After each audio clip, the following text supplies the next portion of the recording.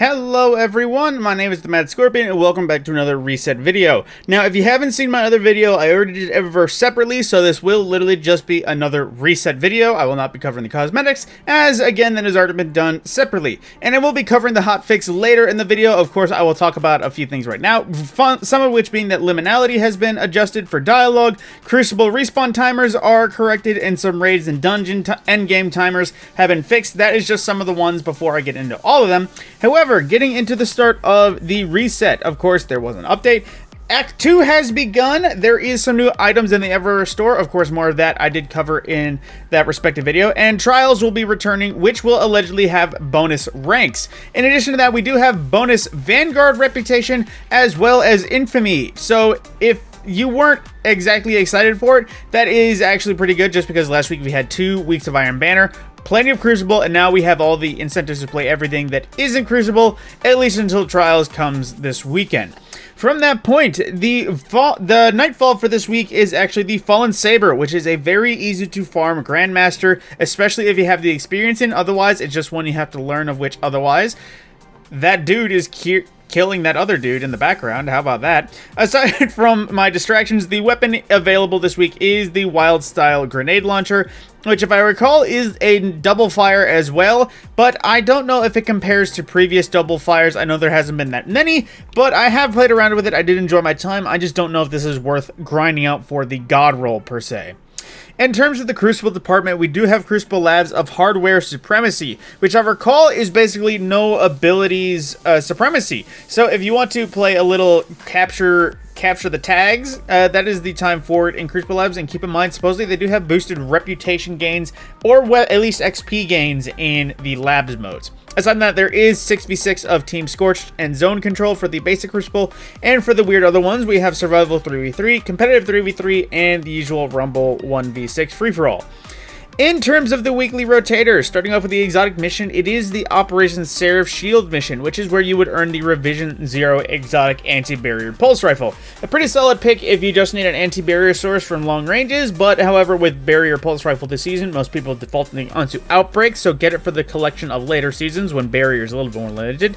Aside from that, there is a healthy amount of weapons, including the variety of Seraph weapons and the Ikelos weapons, which the Ikelos weapons, even still being some of the oldest weapons in Destiny 2, still are more than relevant nowadays.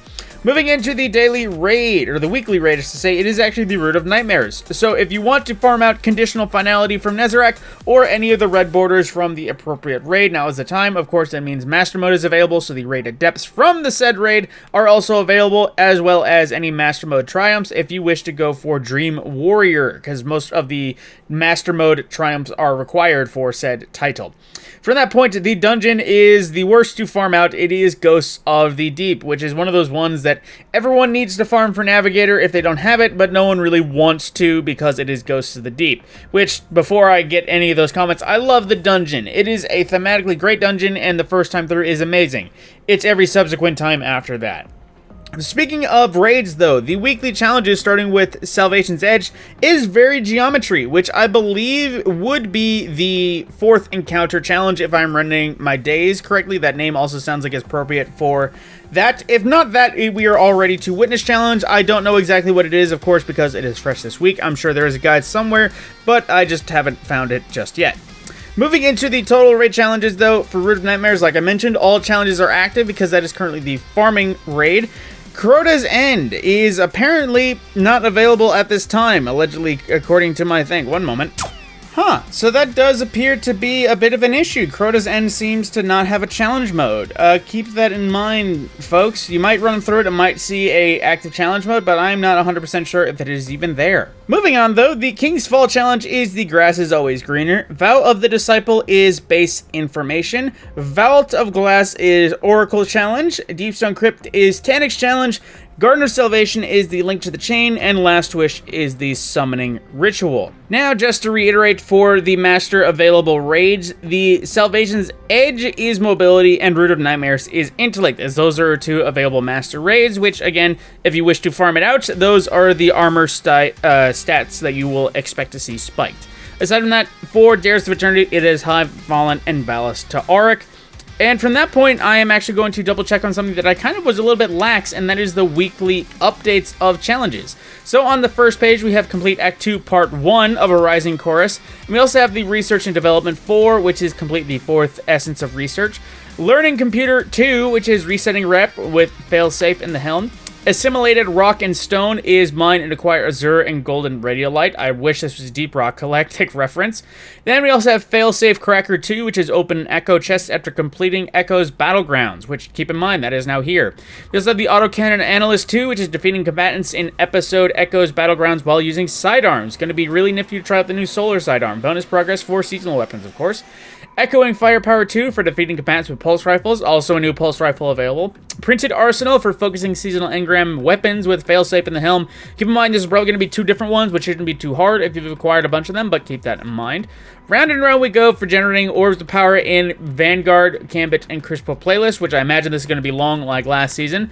And Trial by Firing Squad for winning multiple rounds in Trials of Osiris to earn a lot of XP and, of course, a unique Trials of Osiris weapon. Not adept though, so really is it worth it? With those challenges, that is pretty much the end of the reset bit, and I will of course be cutting over to the hot fix, but if you do not care about the updates, thank you for watching. My name has been TheMadScorpyon. I will see you in the next video. Alright, for the full list of updates that came with this week's update, we have the issue for Vanguard Ops, where in Liminality, they had an issue where initial dialogue may not trigger correctly. For Crucible, they fixed the respawn timer option not setting correctly in private matches. For Raids and Dungeons, they fixed an issue where the endgame timers would be too short, kicking you back to orbit before you can claim everything. For Ghosts of the Deep, they fixed an issue that prevented players from seeing the buffs and debuffs while underwater, even though there's no combat down there. For Salvation's Edge, they fixed a few issues in where the witness's health could not be emptied as Final Stand ended, leading to a soft lock. Fixed an issue that prevented enemies from despawning after the witness's defeat. Fixed an issue preventing players from claiming monolithic memento from the vendor at the end of Salvation's Edge after successfully meeting the unlock requirements. For the exotic mission Rotator, they fixed an issue where the Avalon and Starcross missions that just were added to the rotation were not included in the weekly active challenges for Rotator mission completions that would award a pinnacle. So if you're wondering where that went, that is a known issue and has been fixed. For the UI and UX, Fireteam Finder fixed an issue where last season's Grandmaster Nightfalls appeared as listing options, and if selected, players might launch into the incorrect Nightfall. I did notice that one. For Pathfinder, they fixed an issue where the Urban Parkour Pathfinder objective was not being completed when completing in Lost City Outskirts. Fixed an issue where the map location for the Blighted Clash Pathfinder objective in the Pale Heart. Fixed an issue where the Resonance Synergy Pathfinder objective did not work with the Prismatic subclass. Fixed an issue where non-PvP option wasn't available for one of the Rituals Pathfinder options.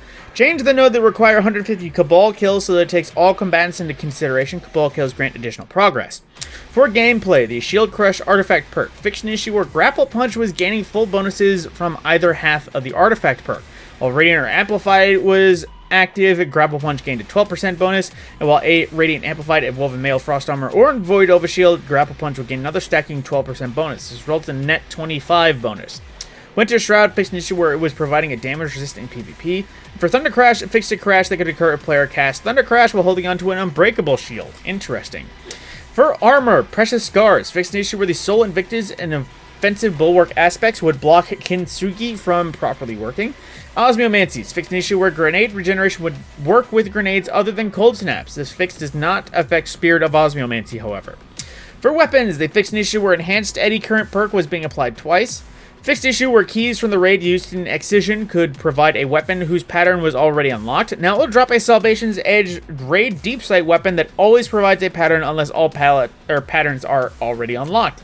Fixed a rare issue where the Guardian Games weapons Traxapost and the title could errantly cause crashes when weapon leveling enhanced or crafted weapons. Interesting. Reduced the muzzle flash visual effects of the Riposte auto rifle, which if I remember what the Riposte was, they probably just copy and pasted Arc Logic from the Moon, which had a crazy big muzzle flash when it was originally introduced. Lastly, for rewards, fixing an issue blocking acquisition of the Lightful Exotic Armor completion for Legendary Campaign completion. Fixed issues where the Ignited Light Triumph was not tracking encounter challenges. Fixed an issue where Dread Combatants and Tormentors were not providing the intended amount of XP and Glimmer upon death. And lastly, fixed an issue that could cause thermal arrows on Xbox platforms when near prismatic wells. But with that, that is the official end of the patch notes and the end of the video. And once again, if you have continued to watch this long, my name is TheMadScorpyon, and I thank you for watching.